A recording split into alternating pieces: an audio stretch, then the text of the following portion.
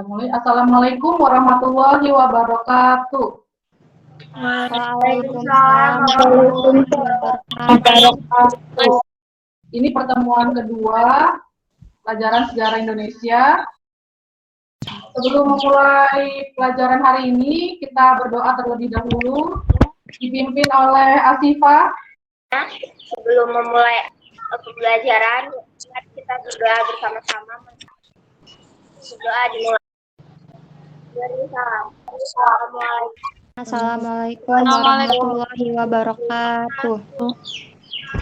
Waalaikumsalam warahmatullahi wabarakatuh. Terima kasih kalian sudah menyanyikan lagu Indonesia Raya dengan semangat. Amel hadir. Hadir, Bu. Asifah. Hadir, Bu. Dania. Hadir, Bu. Desi.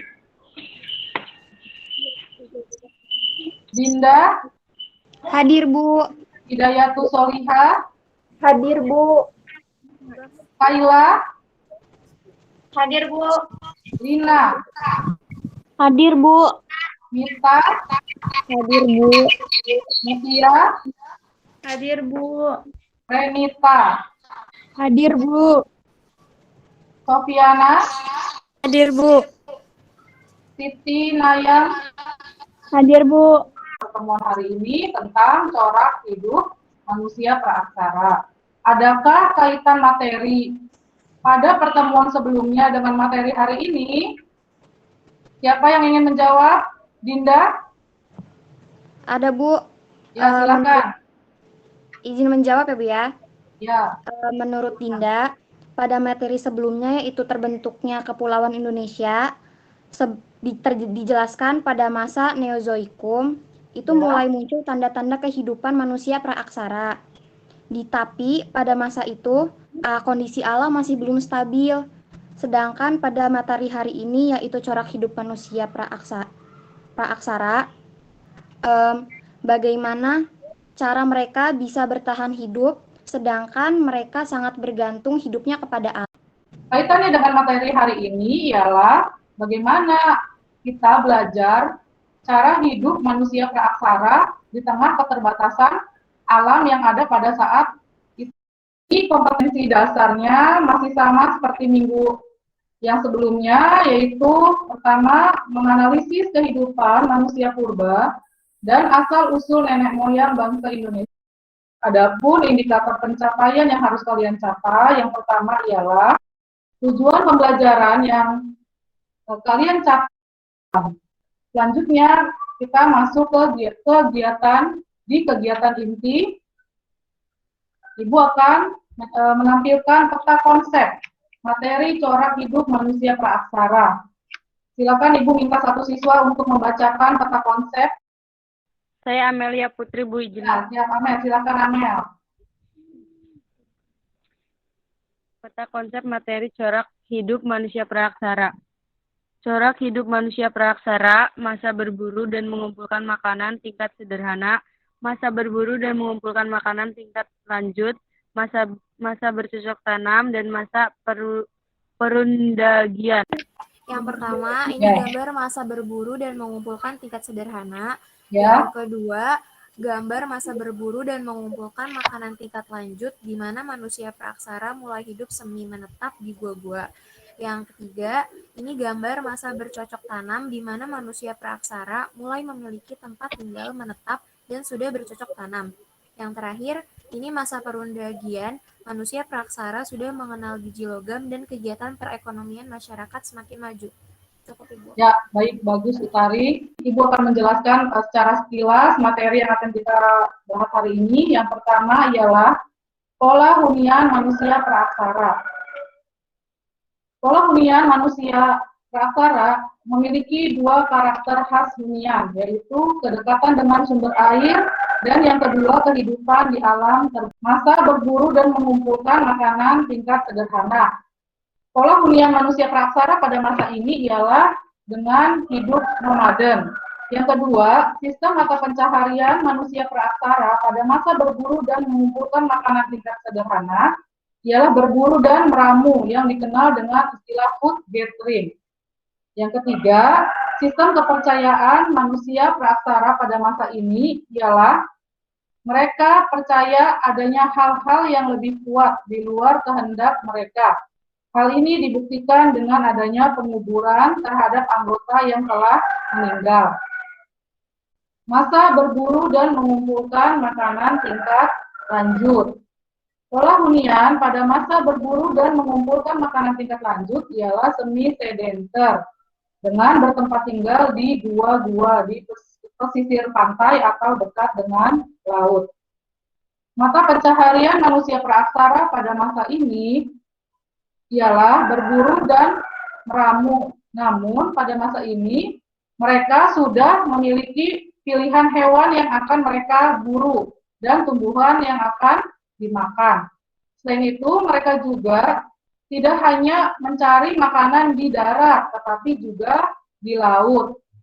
Bukti yang menunjukkannya ialah ditemukannya joken Modinger atau sampah dapur yang berupa cangkang kerang. Lalu, sistem kepercayaan manusia praaksara pada masa berburu dan mengumpulkan makanan tingkat lanjut ini, mereka sudah mengenal sistem kepercayaan totemisme, yaitu kepercayaan terhadap hewan-hewan yang dianggap memiliki kekuatan gaib. Hal ini dibuktikan dari adanya cap-cap lukisan tangan mereka di gua dan juga adanya gambar salah satunya hewan kadal yang mereka anggap hewan tersebut memiliki kekuatan gaib. Yang ketiga ialah masa bercocok tanam dan beternak. Silakan satu siswa yang ingin membacakan mengenai pola hunian dan masa pencaharian masa bercocok tanam. Saya, Bu. Bukan namanya. Hidayatus Solihah, Bu. Ya, silakan Hidayatus Solihah. Masa bercocok tanam dan beternak. Pada masa ini, mereka mulai memiliki tempat tinggal yang tetap, berupa rumah-rumah kecil, bundar, dan atapnya melekat di tanah. Mata pencaharian manusia praaksara pada masa ini mulai mengembangkan sistem peternakan dari binatang-binatang yang dahulu mereka buru. Di masa ini terjadi perubahan cukup signifikan, terutama jika dilihat dari upaya manusia purba untuk memenuhi kebutuhan hidupnya yang dinamakan dengan revolusi neolitik. Materi tentang sistem kepercayaan pada masa bercocok tanam. Pada masa ini, manusia praaksara sudah memiliki kepercayaan dan mulai muncul kepercayaan animisme dan dinamisme. Selanjutnya, yang terakhir adalah masa perundagian. Pola huniannya, manusia praaksara sudah bertempat tinggal menetap. Mereka bertempat tinggal di pegunungan, dataran rendah, dan tepi pantai, serta sudah memiliki tata kehidupan yang terpimpin, pembangunannya juga lebih teratur, dipagar dengan tempat penguburan di luar pemukiman. Yang kedua ialah sistem mata pencaharian. Selanjutnya ialah sistem kepercayaan. Pada masa perundagian, sistem kepercayaan manusia praaksara tidak jauh berbeda dengan masa sebelumnya. Manusia praaksara masih melakukan pemujaan terhadap leluhur, namun yang membedakannya adalah alat yang digunakan untuk praktek kepercayaan mereka.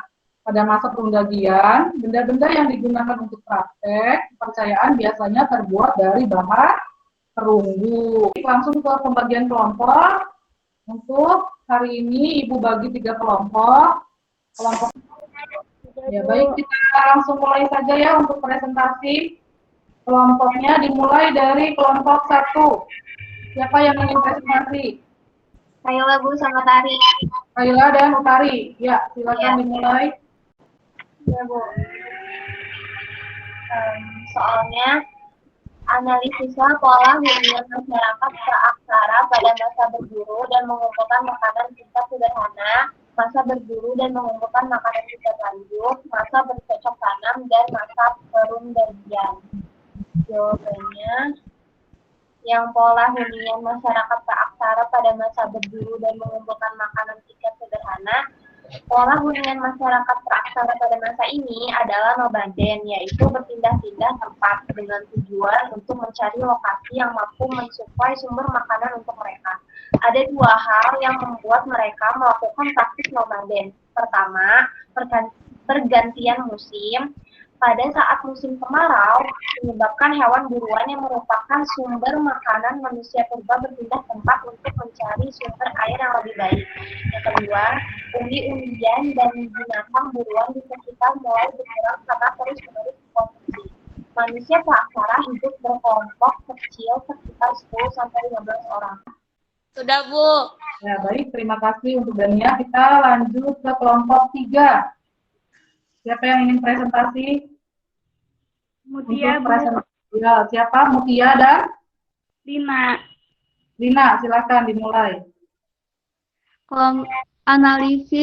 Analisislah sistem kepercayaan manusia praaksara pada masa berburu dan mengumpulkan makanan tingkat sederhana, masa berburu dan mengumpulkan makanan tingkat lanjut, masa bercocok tanam, dan masa perundingan. Rundagia.